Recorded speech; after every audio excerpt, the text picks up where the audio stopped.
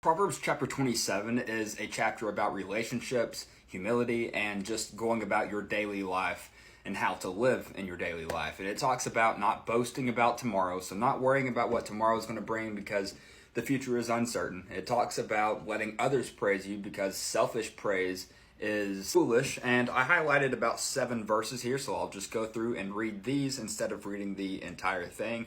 The entire thing is 27 verses long.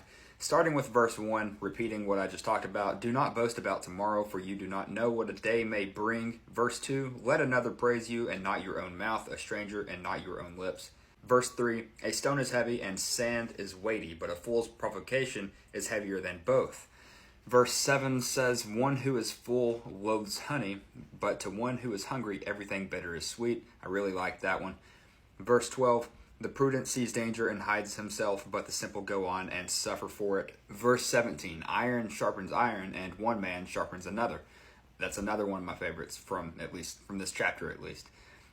Verse 19, as in water, face reflects face, so the heart of man reflects the man. That's another really good one that I really liked. Proverbs chapter 28 focuses on leadership, justice, wealth, and integrity. These are key themes to a lot of these chapters. And it compares the blessings of living a righteous life to the ruin of living a life of wickedness. And there are several different topics within this chapter. It talks about how the wicked live in fear, but the righteous are bold like lions. Nations suffer under sin, however, stability comes with wise, righteous rulers. It talks about obedience to God's word, how justice does matter, how wealth and integrity is empty without God, how wealth without integrity is empty. It talks about working hard, it talks about flattery and corruption. It discusses trusting in God to bring you safety. But moving on to Proverbs chapter 29, this chapter discusses the consequences of being stubborn and not listening to God's word. I did not mean to turn the camera around.